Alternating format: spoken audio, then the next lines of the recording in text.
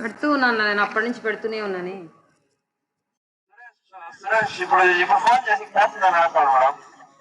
ఎట్లా నాన్న ఎన్నిసార్లు లింక్ పెట్టాను? మన క్లాస్ ఇంపార్టెంట్ ఎన్నిసార్లు చెప్పినా మీ వాళ్లకు. నేను పర్సనల్గా అక్కడికి చాలా మందికి ప్రతిరోజు పర్సనల్గా పెడుతూ ఉన్నా, నాన్న క్లాస్ నాన్న టైం అవుతుందని. ముందు నుంచి చెప్తున్నాను నేను ఏంటంటే, మనకు రెండు ఇంపార్టెంటే. క్లాస్లో చదువుకోవడమే ఇంపార్టెంటే, మీకు స్కాలర్షిప్ ఇంపార్టెంటే. కాబట్టి అట్లాగే మీకు అటెండెన్స్ లేకపోతే ఎగ్జామ్ కూడా కూర్చోబెట్టరు. సో మీరు చూసుకొని ఎప్పటికప్పుడు ఆ లింక్ పంపించిన లింక్తో మీరంతా కూడా జాయిన్ అయిపోవాలి.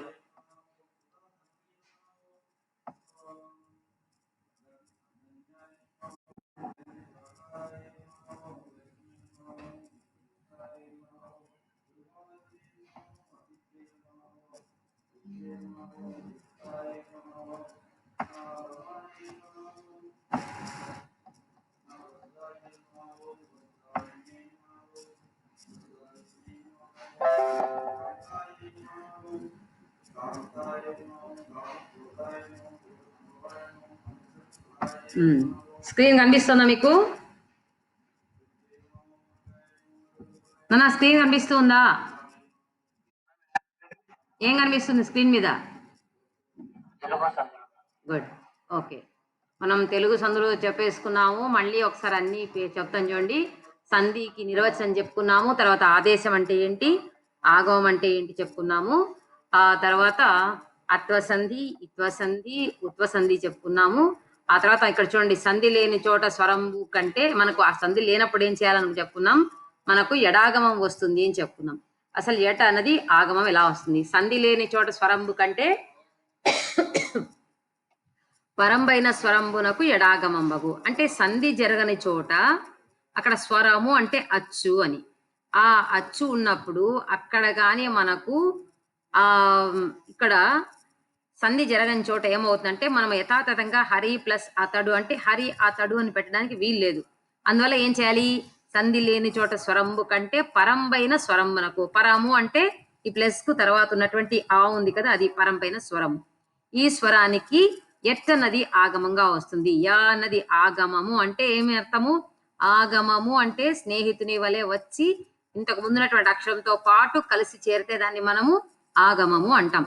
కాబట్టి ఈ యా అన్నది ఆగమంగా వచ్చి హరి అతడు ఆ ఉంది కదా, యాగా మారి హరి యతడుగా మారుతుంది. అలాగే మీ ఇల్లు అనుకోండి, ఆ మీ దగ్గర మీ ఇల్లు సంధి జరగదు కాబట్టి మీ ప్లస్ ఇల్లు, ఈ అన్నది ఇక్కడ పరమైనటువంటి అచ్చు, పరస్వరం కాబట్టి దానికి సంధి లేనప్పుడు ఎడాగమం యా అన్నది వచ్చి మీ ఇల్లు. తేడా తెలుస్తుందా? ఇక్కడ అచ్చు ఈ ఉంది చూడండి, ఇక్కడ అచ్చు ఈ కనిపిస్తుందా?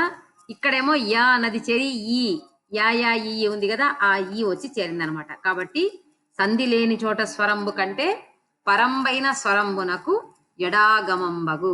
హరి ప్లస్ అతడు ఎడాగమం వచ్చి అక్కడ హరి అతడు సంధి జరగదు కాబట్టి ఎడాగమం వచ్చి హరి అతడు అయ్యింది. తర్వాత మీ ప్లస్ ఇల్లు, ఇక్కడ సంధి జరగదు కాబట్టి ఎడాగమం వచ్చి మీ ఇల్లుగా మారిందనమాట. తర్వాత మనం అకార సంధి, ఇకార సంధి, ఉకార సంధి, విరుక్త టకార సంధి కూడా అయిపోయింది కదా. విరుక్త టకారం కూడా చెప్పుకున్నాం మనం. తర్వాత ధృత ప్రకృతికము చెప్పుకున్నామా? క్లాస్కి వచ్చిన వాళ్ళు చెప్పాలి. ధృత ప్రకృతిక సంధి చెప్పుకున్నామా? ధృతం అంటే కరిగిపోయేది. ఏనానా? నాకు ఆన్సర్ కావాలి, ఎస్ ఆర్ నో. నేను ఒకసారి రివైజ్ చేశానా లేదా దీన్ని? ధృతము అంటే నకారము ధృతంబు అని చెప్పాం. ధృతి నొందునది అంటే అది కరిగిపోయినా సరే అర్థం మారదు. ఉదాహరణకి ఏంటి, ఇప్పుడు పూచెను అని ఉంది కదా, పూచెను అంటే పూసింది అని. ఈ ను అన్నది ధృతం అంటే అది ను అన్నది తీసేసినా దీని అర్థం చెడిపోరాదు. పూచెనులో ను తీసేసామనుకోండి ఏమవుతుంది? పూచే. వినిపిస్తుందా మీకు? అలా నేను చెప్పేది వినిపిస్తుందా? మళ్ళీ ఏంటి, ఏమి సమాధానం లేదే, ఎవరు ఏం ఉలకలే పలకలే ఆ ప్రశ్న అడిగితే. ఇప్పుడు నువ్వు నకారము ధృతము అన్నామంటే ధృతి నొందునది, కరిగిపోవునది అని అంటే అది వెళ్ళిపోయినా తీసేసినా అర్థం చెడిపోకూడదు అనమాట. ఇది చెప్పానా లేదా చెప్పండి అంటే ఎవరు మాట్లాడలే. ఈ సంధి విన్నారా మీరు లేదా? సుమిత్ర, మొన్న క్లాస్కి వచ్చావు నువ్వు, చెప్పుకున్నామా లేదా? హరి వచ్చాడు, శరవణ వచ్చాడు, రామచంద్ర, మేఘన, వినోద్ అందరూ క్లాస్కి వచ్చారు. సో బ్లాంక్ ఫేసెస్తో ఉన్నారు, అర్థమైపోయింది. సరే మళ్ళీ ఒకసారి చెప్తాను వినండి. ఈ పూచెనులో ను అన్న తీసేసామనుకోండి, నువ్వు తీసేశాను. ఇక్కడ పూచే అని ఉంది. పూచే అంటే పూచెను అంటే అర్థం ఒకటేనా వేరేనా? పూచే అన్నా పూచెను అన్న అర్థం ఒకటేనా వేరేనా? చెప్పండి మా, ఒకటే అన్నా చెప్పండి, లేదా కాదు అన్నా చెప్పండి, ఏదో ఒకటి ఆన్సర్ చెప్పండి. సమాధానం చెప్పకపోతే ఎట్లా? పూసింది అని అర్థం, ఓకేనా? పువ్వు పూసింది అన్నాం అనుకోండి, దాని బదులు పువ్వు పూసెను పూచెను అన్నాం, లేదా పువ్వు పూచే అన్నాం. రెండిటికి అర్థం ఒకటేనా, మారిపోయిందా? మారిపోయిందా? పూచెను లోంచి నువ్వు తీసేస్తే పూచే, పూచెను.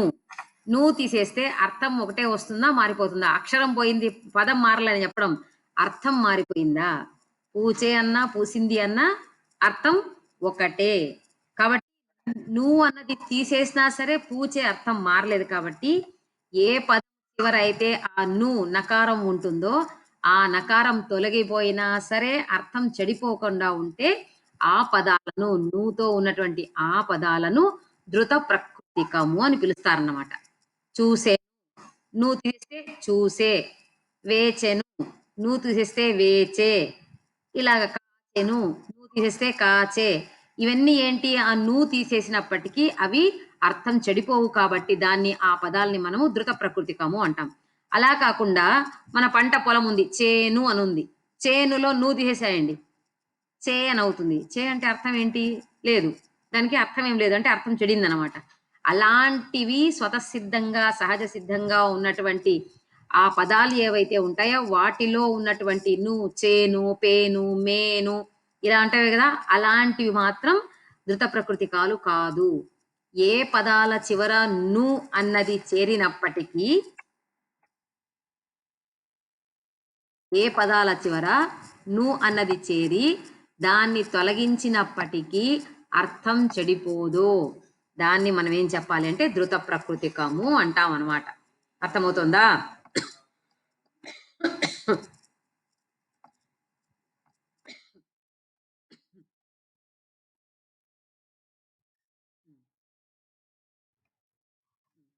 ఇప్పుడు పూచెను ప్లస్ కలువలు, దీంట్లో మనం ఏం చెప్పుకున్నాం? ధృత ప్రకృతికము మీది పరుషములకు సరళములకు. ధృత ప్రకృతికము అంటే నూతో చేరినటువంటి పదము, పూచెను అన్నది ధృత ప్రకృతికము. ఆ ధృత ప్రకృతికము మీది అంటే దాని తర్వాత వచ్చేటువంటి, అంటే ప్లస్కు తర్వాత వస్తుంది, పరము అంటాం కదా, ఆ పరపదం మీది అంటే ఆ పరపదంలో ఉన్నటువంటి మొదటి అక్షరం ఏమై ఉండాలి అంటే పరుషములై ఉండాలి. పరుషములు అంటే ఏంటి, సరళములు అంటే ఏంటి అన్నది మీ క్లాస్లో 1-10 సార్లు బోర్డు మీద రాసి చెప్పా. పరుషంగా పలుకబడేవి క, చ, ట, త, ప. కచట తపల్ని పరుషములని చెప్పాము. గ, జ, డ, ద, బ వీటిని పరుషములని చెప్పాము. ఇక్కడ ఏం చెప్తున్నాడు? ధృత ప్రకృతికము మీది పరుషము అంటే ఈ ను తర్వాత ప్లస్ తర్వాత ఇక్కడ ఉంది కదా మీది, అక్కడ ఉన్నటువంటి పరుషాక్షరం అంటే క, చ, ట, త, ప ఏదైనా సరే, ఏది వచ్చినా సరే వాటి స్థానంలో ఏమొస్తాయన్నాడు? సరళములకు అంటే గ, జ, డ, దబ వస్తాయి. కచట తపల స్థానంలో గజడ దబలు వస్తాయి. అంటే ఏ అక్షరం ఉంటుందో దాని సరళం వస్తుంది, ఏ పరుషం ఉంటుందో దాని యొక్క సరళం వస్తుంది అనమాట. అంటే మనం వర్గాక్షరాలు చెప్పుకున్నప్పుడు మీకు ఇది గీసాను, నేను మీకు ఒక టేబుల్ లా గీసి చూపించాను. కచట తప, గజడ దబ అవన్నీ వరుసగా కదా.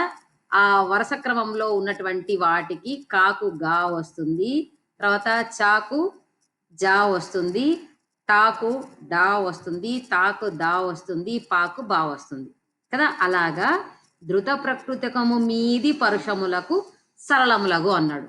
కాబట్టి ఇక్కడ కా అన్నటువంటి పరుషం ఉంది కదా, ఇది ఇక్కడ ఏమైపోయింది చూడండి, పూచెను గలువలు అయింది. అంటే కా పరుషం ఏమైపోయింది, ఇక్కడికి వచ్చి గా అనేటి సరళంగా మారింది. పరుషమైనటువంటి కా అన్నది గాగా మారింది. ఇది ముందు నుంచి ఉన్నటువంటి గా కాదు, సంధి జరిగిన తర్వాత ధృత ప్రకృతికము మీది పరుషములకు సరళములకు అన్నటువంటి సంధి ద్వారా మనం దీన్ని సాధించినటువంటి గా. అంటే ఏంటి, కాను తొలగించి గా వచ్చింది కాబట్టి దానిని ఆదేశ సరళము అనాలి. అంటే ఏంటి? శత్రువులాగా వచ్చి ఏం చేసింది? కాను తోసేసింది. కా లేదు ఇప్పుడక్కడ. దాని స్థానంలో గా వచ్చి కూర్చుంది. కాబట్టి దీన్ని ఆదేశ సరళం అన్నాం. ఇక్కడ ఆదేశ సరళం ఏంటి అంటే గా అనమాట. ఇప్పుడు ఇంకో సూత్రం రాసుకోవాలి మనం. ఏం ఆ సూత్రము అంటే ఆదేశ సరళములకు ముందున్న ధృతానికి బిందు సంశ్లేషలు విభాషణగు. ఇప్పుడు పూచెను దాంట్లో ఏం మార్పు రాలా అలాగే ఉంది. గలువలు కా అన్నటువంటి పరుషం సరళంగా మారింది కాబట్టి అది ఆదేశ సరళం అనాలి. ఆదేశ సరళములకు ముందున్న ధృతమునకు దాని ముందు ను అన్నది ఉందా ధృతము ఆ ను అన్నది ఏమవుతుంది అంటే ను అన్నదానికి బిందు సంశ్లేషలు విభాషణకు. బిందు అంటే ఏమిటి? బిందువు అంటే సున్నా. ఇక్కడ రెండు ఉంటాయి. ఇక్కడ బిందువులు రెండు రకాలు. ఏమి? పూర్ణ బిందువు, ఖండ బిందువు. మన భాషలో చెప్పాలంటే ఏంటంటే అది ఏమండి?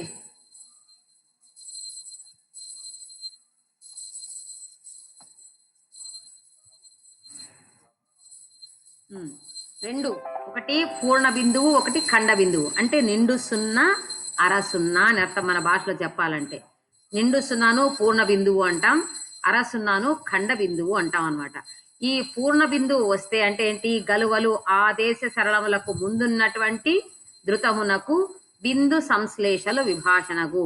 ఈ ధృతానికి ను అన్నదానికి సున్నా వస్తుంది. ఒకవేళ సున్నా వస్తే ఏమవుతుంది? పూచెంగలువలు అవుతుంది. సున్నా రాని పక్షంలో ఏమవుతుంది? అక్కడ పూచె గలువలు. ఎంబా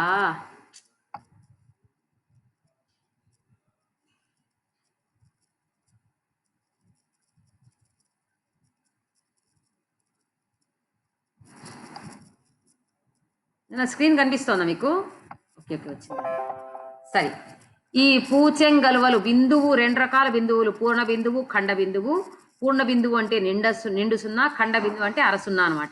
ఇక్కడ ఒకవేళ పూర్ణ బిందువు వస్తే ఏమవుతుంది? పూచెంగలువలు. చూడండి, మొదటిది ఆ అని పెట్టానా, పూచెంగలువలు వస్తుంది. ఒకవేళ పూర్ణ బిందువు నిండు సున్నా రాలేదనుకోండి, అర సున్నా అంటే ఖండ బిందువు వస్తుంది.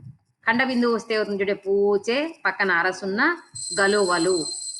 ఒకవేళ అది రాలేదే అనుకోండి, ఏమవుతుంది? సంశ్లేష అన్నాడు. సంశ్లేష అంటే ఏంటి? ఇప్పుడు ఒక్క నిమిషం, మీకు నేను కింద ఇక్కడ కనిపిస్తుంది చూడండి, నేను చూపిస్తాను. ఇప్పుడు కాకు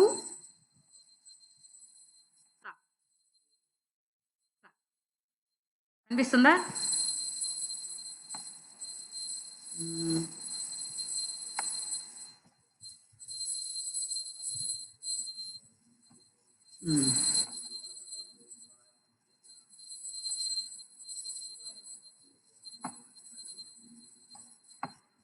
ఇప్పుడు కనిపించిందా స్క్రీన్ మీద?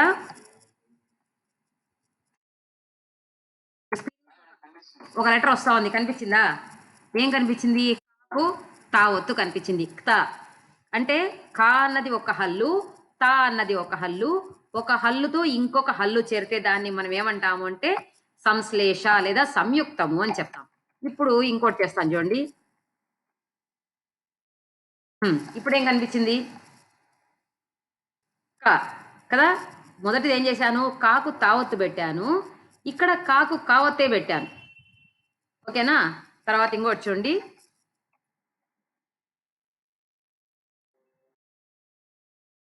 ఇక్కడ రాకు గావత్తు పెట్టాను.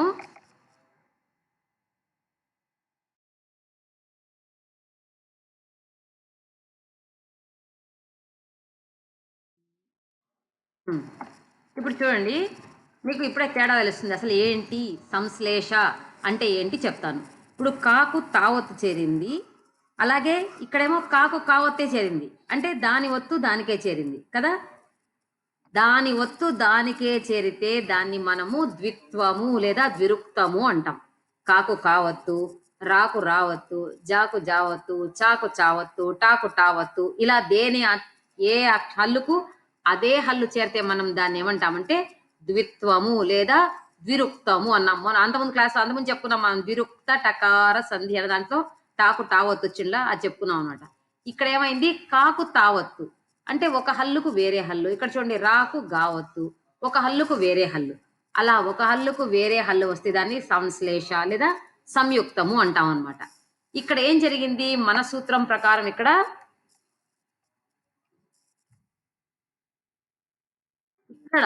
సంశ్లేష వచ్చిందంటే పూచెన్ గలువలు అయింది. అంటే ఇక్కడ నా ఇక్కడ గాతో చేరి పూచెన్ గలువలు సంయుక్తం ఏర్పడింది. మొదటేమో ఈ నా అన్నది నిండు సున్నాగా మారింది.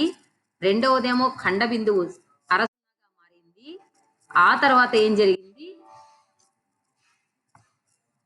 ఆ తర్వాత మూడవది ఏమైంది అంటే పూచెన్ గలువలు నాకు గా చేరింది. చేరి ఏం దేనిగా మారింది? అది పూచెన్ గలువలు అని ఇక్కడ సంశ్లేషం ఏర్పడింది. ఇక్కడ పూచెను గలువలు యథాతథమైన రూపము, ఎలాంటి మార్పు ఇక్కడ జరగలేదు. అర్థమవుతుందా?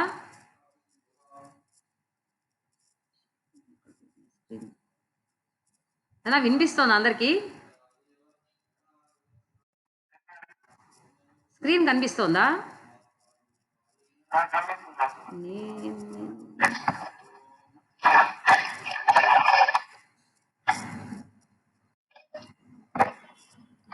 Right, okay.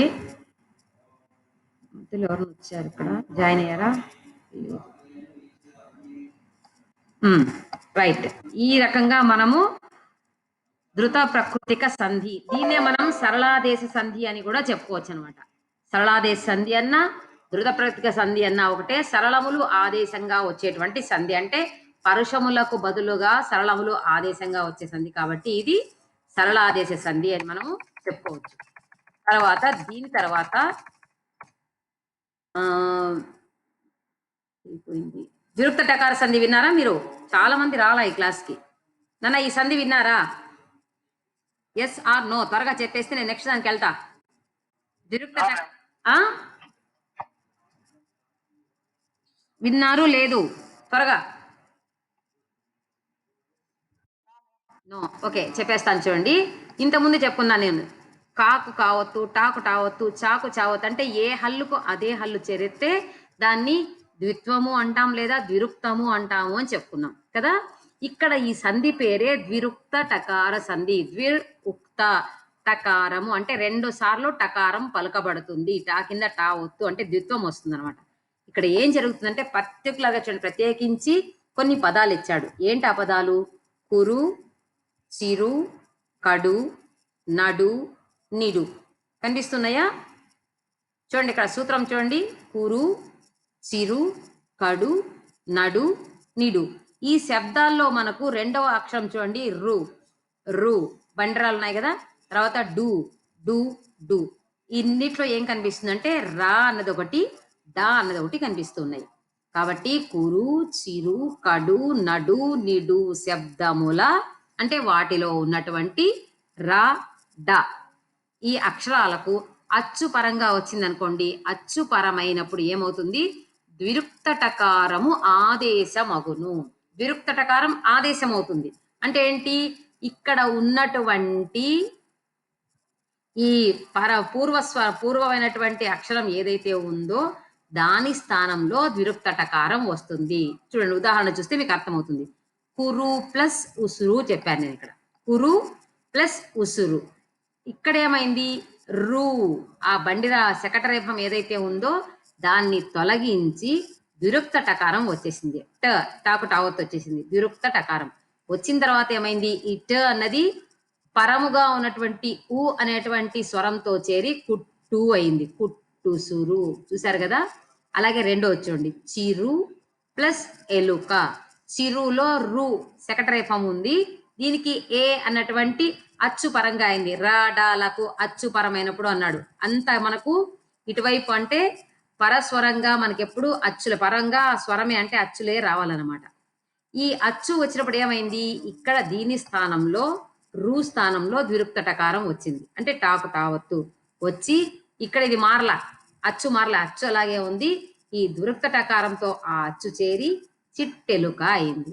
ఇప్పుడు మనం రాకు సంబంధించి చెప్పుకున్నాం. ఇప్పుడు డాకు సంబంధించిన ఉదాహరణలు చూడండి. కడు ప్లస్ ఎదురు. ఈ కడులో ఉన్నటువంటి డు అన్న దాని స్థానంలో ఈ సూత్రం ప్రకారం, ఏ సూత్రం ప్రకారం? కురు చిరు కడు నడు నిడు శబ్దముల రడలకు అచ్చుపరమైనప్పుడు విరుక్త టకారము ఆదేశమగును అన్నాడు. కాబట్టి కడులో ఉన్నటువంటి డు స్థానానికి డూను తొలగించి, ఆదేశం అన్నాం కాబట్టి శత్రువు వలె వచ్చి ఉన్నటువంటి ఆ డూను తొలగించి విరుక్త టకారం వచ్చి కూర్చుంది ఆ స్థానంలో.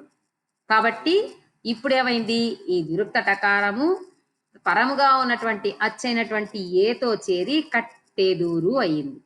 అదేవిధంగా నడు ప్లస్ ఇల్లు, ఇక్కడ కూడా నడులో డు అన్న దాన్ని ఆదేశం అంటే తొలగించి, శత్రువు వలె తొలగించి టాకు టావుతూ ద్విరుక్త టకారం వచ్చి దాని స్థానాన్ని ఆక్రమించి తరువాత ఉన్నటువంటి పరస్వరమైన ఈతో చేరి నట్టిల్లుగా మారింది.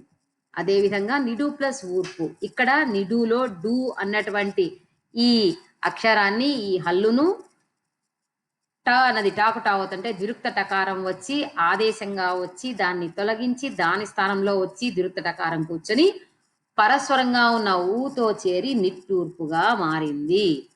సో కురు చిరు కడు నడు నిడు శబ్దముల ర డాలకు అచ్చుపరమైనప్పుడు విరుక్త టకారము ఆదేశమగును అన్నటువంటి సూత్రం ద్వారా కురు ప్లస్ ఉసురు కుట్టుసురు, చిరు ప్లస్ ఎలుక చిట్టెలుక, కడు ప్లస్ ఎదురు కట్టెదురు, నడు ప్లస్ ఇల్లు నట్టిల్లు, నిడు ప్లస్ ఊర్పు నిట్టూర్పు అనేటువంటి రూపాలు మనకు ఏర్పడ్డాయి అన్నమాట.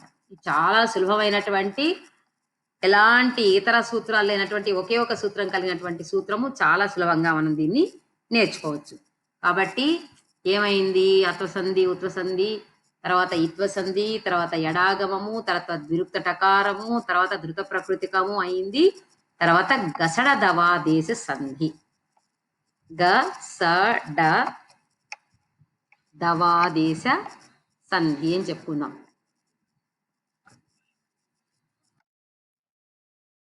ఇది కూడా ఒక ఆదేశ సంధి. మీరు చూడండి, పేర్లలోనే మనకు అది ఆదేశమా ఆగమమా అన్నది తెలిసిపోతూ ఉంది. ఏ విధంగా తెలుస్తుంది అన్న? పేర్లోనే మనకేం చేస్తున్నారు? గసడ దవాదేశ సంధి అన్నది చెప్పారు. తర్వాత సూత్రం చూసినా కూడా సూత్రంలో కూడా ఆదేశమగును అని చెప్పుకుంటూ ఉన్నారు కదా. ఇక్కడ గసడ దవ ఆదేశ సంధి అనమాట. ఇక్కడ మనకు సంధి జరిగింది. గసడ దవ ఆదేశ సంధి.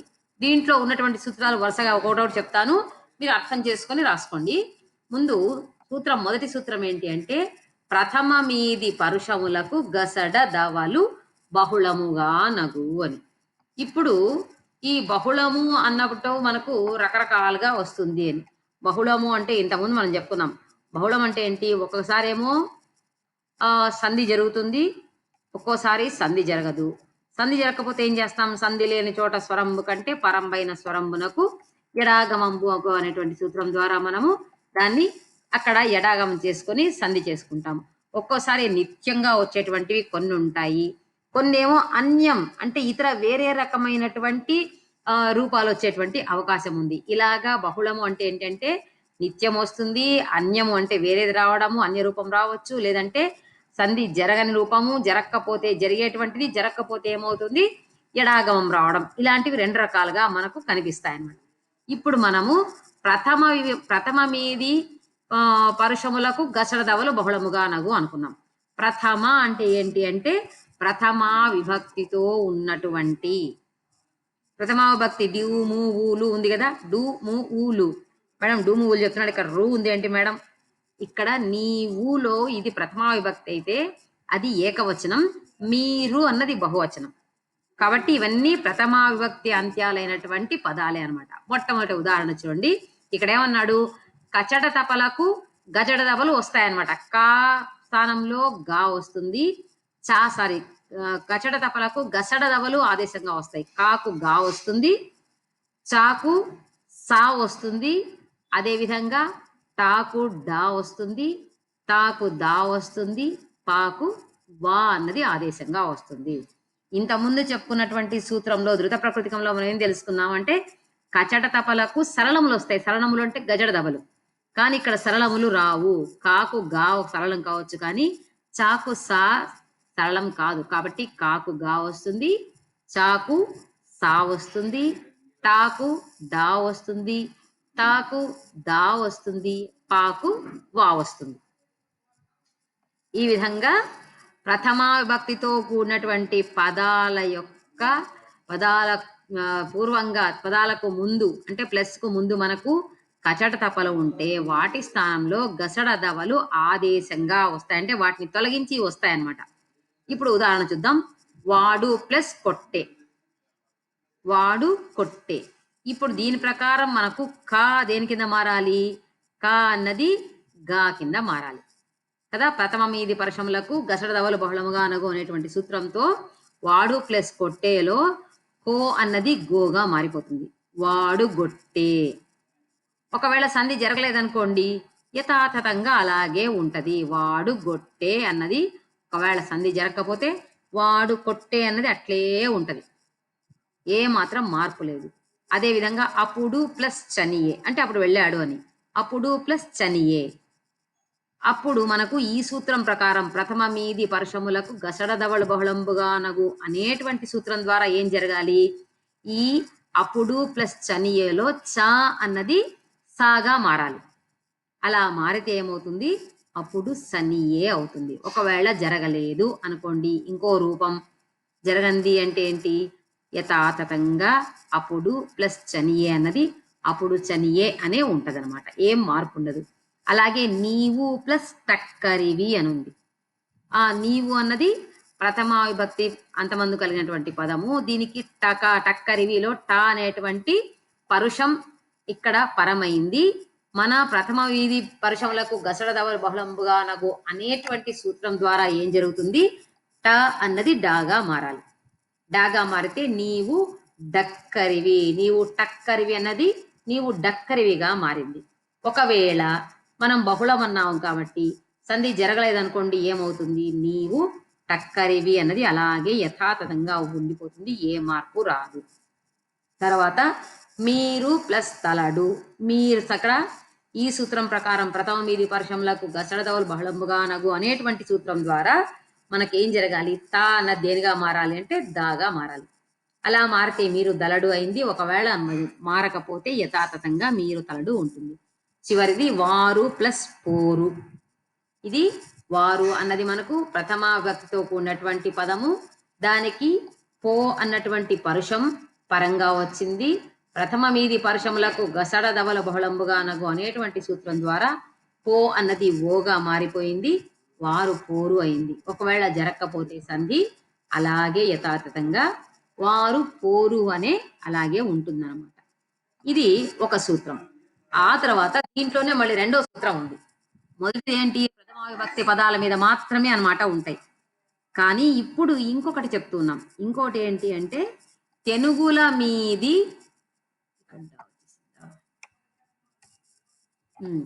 తెనుగుల మీది సాంస్కృతిక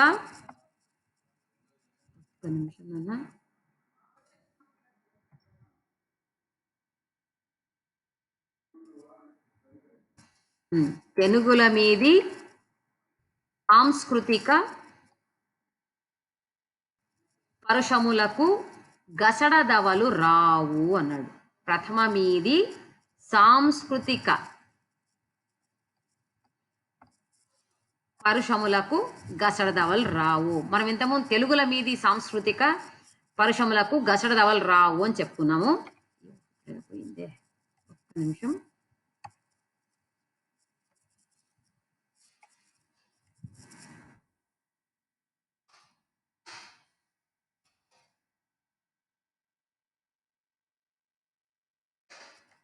ఒక్క నిమిషం నాన్న, చిన్న కరెక్షన్ చేసుకుంటాను.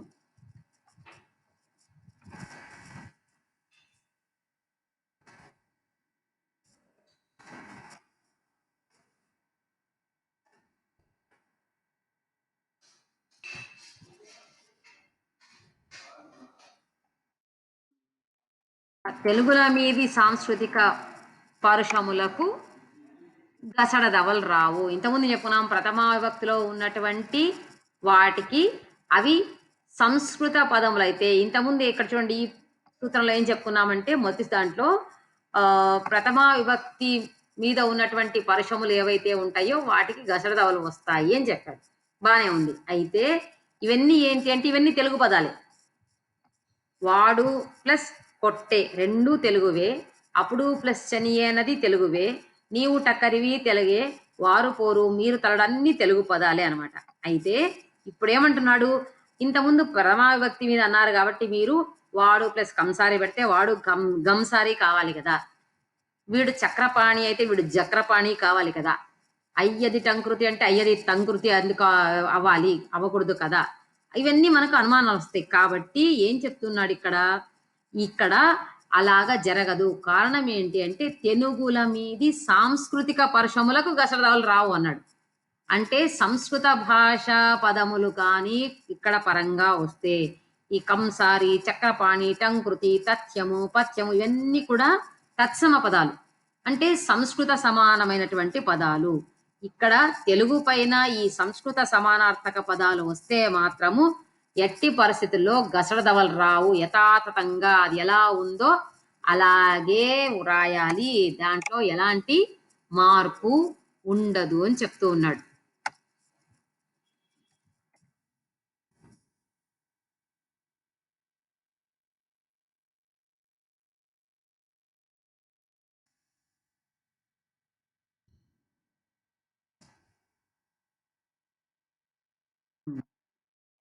తెలుగు మీద అంటే తెలుగు మొదట మనకు పూర్వపదంగా తెలుగు పదం వచ్చి, పరపదంగా సంస్కృత సమానమైనటువంటి పదాలు, సంస్కృత పదాలు కానీ పరపదంగా వస్తే, అప్పుడు పరుషములు ఉన్నప్పటికీ, పరపదంగా మనకు పరుషాక్షరం ఉన్నప్పటికీ పరపదంలో ఎట్టి పరిస్థితుల్లో అక్కడ మనకు ఈ మార్పు కనిపించదు. ఎలా ఉందో అలాగే ఉంటుంది అని చెప్తూ ఉన్నాడు. సరేనా? మళ్ళీ చెప్తాను చూడండి. ఇక్కడ ఉదాహరణ చూస్తే మీకు అర్థమవుతుంది. వాడు ప్లస్ కంసారి. వాడు అన్నది ప్రథమా విభక్తి ప్రత్యయం చేరినటువంటి తెనుగు పదం. దానికి పరంగా కంసారి అను సంస్కృత పదం వచ్చింది. అందులో ఉన్న మొదట క అన్నటువంటి పరుషం ఉన్నప్పటికీ ఇది తెనుగు పదం కాదు కాబట్టి సంస్కృత పదం కాబట్టి ఎలాంటి మార్పు లేకుండా మనకు సంధి జరగకుండా కంసారి అన్నది అలాగే ఉంది అనమాట. అదేవిధంగా వీడు ప్లస్ చక్రపాణిలో వీడు అన్నది ప్రథమా విభక్తితో కలిగినటువంటి తెలుగు పదం. దీనికి పరపదంగా చక్రపాణి అనేటువంటి సంస్కృత పదం వచ్చి చేరింది, తత్సమ పదం. అందువల్ల ఇది తెలుగు పదం కాదు కాబట్టి ఏం చెప్తున్నాడు, తెనుగుల మీది సాంస్కృతిక పరుషములకు గసడదవలు రావు అన్నాడు. కాబట్టి ఇది సాంస్కృతిక పరుషం చ అన్నది. కాబట్టి గసడదవలు రాకుండా యథాతథంగా వీడు చక్రపాణి, వీడు చక్రపాణి అనే ఉంటది, మార్పు రాది. అయ్యది టంకృతిలో అలాగే. అయ్యది అన్నది తెలుగు అయితే, టంకృతి అనేది సంస్కృతం అయితే, ఇక్కడ ఈ సూత్రం ప్రకారం ఇది సంస్కృత పదం కాబట్టి దీంట్లో ఉన్న ట అనేటువంటి పరుషానికి డ అనేటువంటి ఇది రాదనమాట, డ రాదనమాట. రాకపోవడం వల్ల ఆయది టంకృతి అన్నది అలాగే ఉంటది. అది ప్లస్ తథ్యము, అది అన్నది తెలుగు పదము, తథ్యము అన్నది సంస్కృతము, తత్సమ పదం కాబట్టి ప్రథమ తెనుగుల మీది సాంస్కృతిక పరుషములకు గసడదవలు రాదు అన్న సూత్రంతో ఏం మాత్రం మార్పు లేకుండా అది తథ్యము అని అలాగే ఉంటుందన్నమాట. అదేవిధంగా ఇది అన్నది తెలుగు పదము, ఇది ప్రథమా తత్పురుష సమాసానికి చెందింది. పథ్యము అన్నటువంటి సంస్కృతం తత్సమం చేరినప్పటికీ ఇక్కడ ఏమన్నాడు, సంస్కృతం కాబట్టి తెనుగుల మీది సాంస్కృతిక పరుషములకు గసడదవలు రావు అన్నటువంటి ఈ సూత్రం వల్ల మనకు ఇక్కడ మార్పు రాకుండా ఇది పథ్యము అనేటువంటి పదమే మిగిలింది. తర్వాత మనం ఏం చెప్పుకుందాం, గసడదవాదేశ సంధి. సరే, ఇక్కడ గసడదవాదేశ సంధి. ఇక్కడ ఇంకోటి ఏం చెప్పుకున్నాము సూత్రము, ఇంతకుముందు కూడా ఇదే చెప్పుకున్నాము. మొదటిది ఏం చెప్పుకున్నాం, ప్రథమ మీది పరుషములకు గసడదవలు బహళంబుగా నగు అని చెప్పుకొని ప్రథమా విభక్తి మీద వచ్చేటువంటి పరుషాలన్నీ సరళాలు దీనికి గసడదవలుగా మారతాయని చెప్పి మారిన రూపము మారని రూపం చూపించాం. మళ్ళీ ఇంకోటి చూపించాం.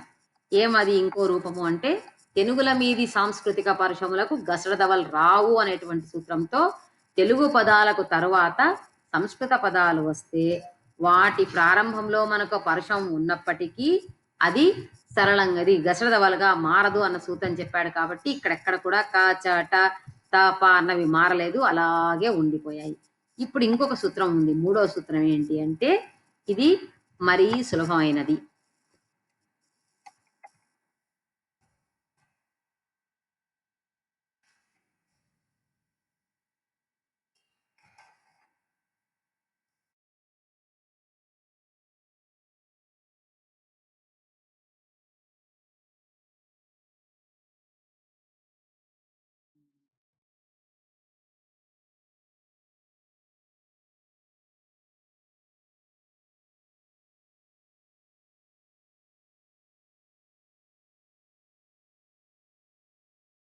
ద్వంద్వంబున పదము మీది పరుషములకు గసడదవలగు అన్నాడు.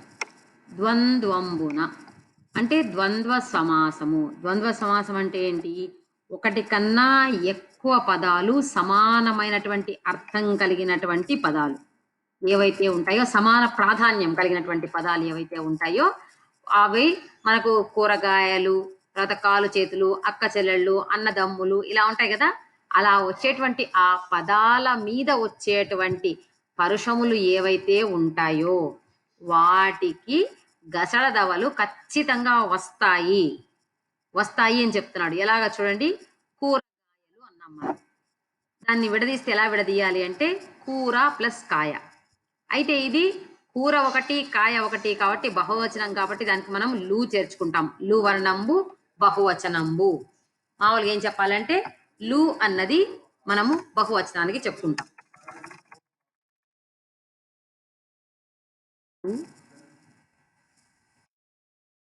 నంబు.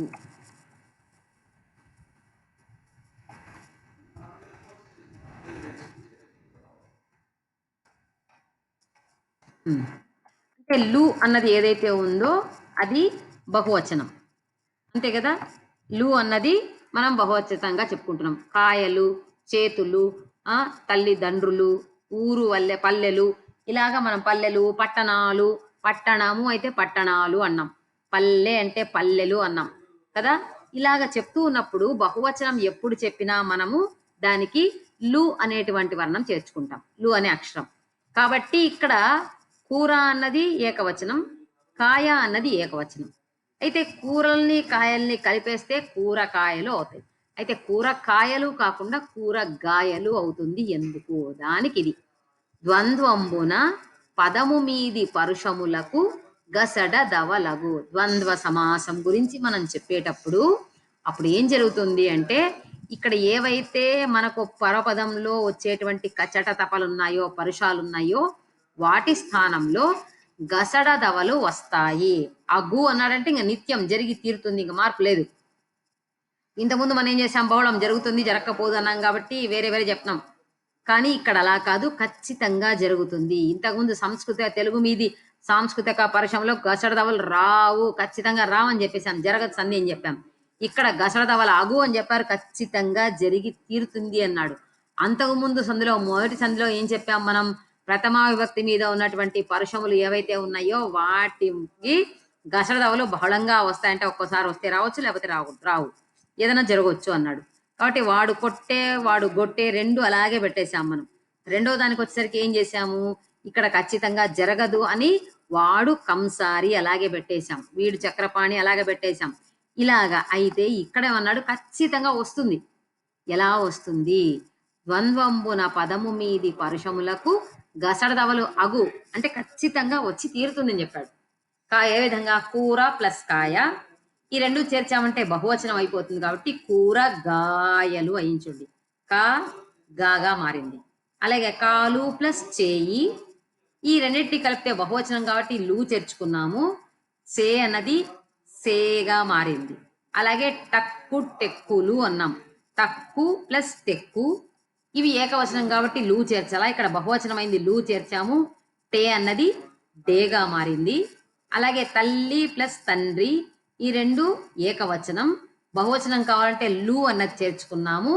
ఇక్కడ ద్వంద్వంబునన్ పదము మీది పరుషములకు గసడదవలు అనేటువంటి సూత్రం ద్వారా తాను దాగా మార్చి తల్లిదండ్రులు చేశాము. ఊరు ప్లస్ పల్లె అనేటువంటి ఏకవచనానికి లు అన్న బహువచనాన్ని చేర్చి ఇక్కడ ఏమైంది? ఈ సూత్రం ప్రకారం ద్వంద్వంబున పదము మీది పరుషములకు గసడదవలగు అనేటువంటి సూత్రం ద్వారా పా దేనిగా మారింది? వాగా మారి ఊరు వల్లెలుగా మారిందనమాట. అర్థమైంది కదా? ఇక్కడితో మనకు ఈ గసడదవాదేశ సంధికి చెందినటువంటి సూత్రాలన్నీ అయిపోయాయి. నెక్స్ట్ ఏం క్లాస్ ఉందన్న మీకు?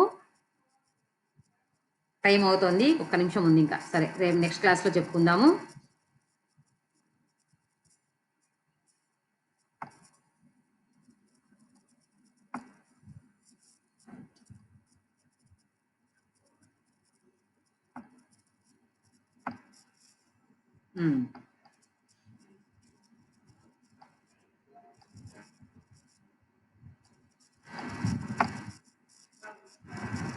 సరే, నెక్స్ట్ క్లాస్ ఉన్నట్టుంది, మనం నెక్స్ట్ క్లాస్కి వెళ్దాము. ప్రస్తుతానికి ఇంకా ఈ రోజుకి మన దాదాపుగా అన్నీ అయ్యాయి. ఇంకొక రేపు ఒక క్లాస్ ఉంటుందేమో కదా మీకు. రేపు క్లాస్కి మనం పూర్తిగా తెలుగు క్లాస్ కూడా ఎండ్ చేస్తూ ఉన్నాం. ఇంకా మనకు ఫస్ట్ సెమిస్టర్ అయిపోయింది. నెక్స్ట్ సెమిస్టర్ మనకు మండే నుంచి స్టార్ట్ అవుతుంది.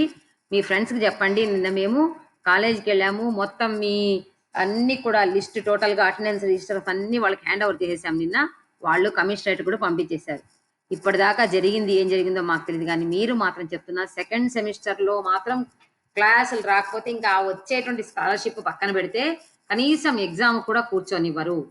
మేబీ మీకు ఎగ్జామ్ జూలైలో ఉంటే ఉండొచ్చు అంటున్నారు యూనివర్సిటీ వాళ్ళు, పెడితే కూడా చెప్పలేము. కాబట్టి ఏ రోజు లెసన్ ఇంకా ఇప్పటి నుంచి రోజు కూడా ఈ సిలబస్ అయిన సిలబస్ అంతా కూడా చదివేసుకోండి. అన్ని సబ్జెక్ట్స్, తెలుగు ఒకటే కాదు, అన్ని సబ్జెక్ట్స్ కూడా చదవండి, బాగా ప్రిపేర్ అవ్వండి. మండే నుంచి మేము సెకండ్ సెమిస్టర్ స్టార్ట్ చేస్తూ ఉన్నాము. మీరు అసైన్మెంట్కు సేమ్ నోట్బుక్ పెట్టుకోవచ్చు, నాకేం అభ్యంతరం లేదు. ఆ మధ్యలో దాన్ని ఒకటి మడిచేసి బ్యాక్ సైడ్ నుంచి రాసుకుంటారండి, నాకు పర్లేదు. కానీ నోట్బుక్ మాత్రం సెకండ్ సెమిస్టర్కి వేరే నోట్బుక్ పెట్టుకోండి. ఓకే, నేను చెప్పే పాయింట్స్ అవంతా రాసుకోవడానికి మీరు వేరే కొత్త నోట్బుక్ పెట్టుకోండి. సెకండ్ సెమిస్టర్కు టోటల్ సబ్జెక్ట్ వేరే ఉంటుంది. ఓల్డ్ పోయిటరీ లేకుండా మొత్తం మోడర్న్ పోయిటరీ, ఆధునిక సాహిత్యం ఉంటుంది. అది ఏంటి, ఆధునిక సాహిత్యం అంటే ఏంటి, దాంట్లో ఏమేమి ప్రక్రియలు ఉంటాయి అన్నీ కూడా మనం పరిచయం చేసుకోబోతున్నాం. చెప్పినప్పుడు అంతా కూడా పాయింట్స్ అంతా నోట్ చేసుకోండి. ముందు నుంచి చెప్తున్న బుక్ దగ్గర పెట్టుకొని రాసుకుంటూ ఉండండి అని. మీకు ఇంకా టెక్స్ట్ బుక్ రాలేదు కాబట్టి నేను చెప్పేదే మీరు వింటూ ఉంటారు, నోట్ చేసుకుంటూ ఉండండి. టెక్స్ట్ బుక్ వచ్చిన తర్వాత కథ మళ్ళీ వచ్చిన తర్వాత చూసుకుందాం. ఓకే నాన్న, ఇప్పుడు మధ్యలో ఎవరన్నా జాయిన్ అయ్యారా? మధ్యలో నేను స్క్రీన్ షేర్ చేశాను కాబట్టి చూసుకోలేకపోయాను, అడ్మిట్ చేసుకుంటూ వచ్చాను. వాళ్ళ నేమ్స్ చెప్పేయండి. నా దగ్గర ఉన్న నేమ్స్ చెప్తాను: వినోద్, భారతి, భరద్వాజ్, సుమిత్ర, తేజ, రెడ్డి మోహన్,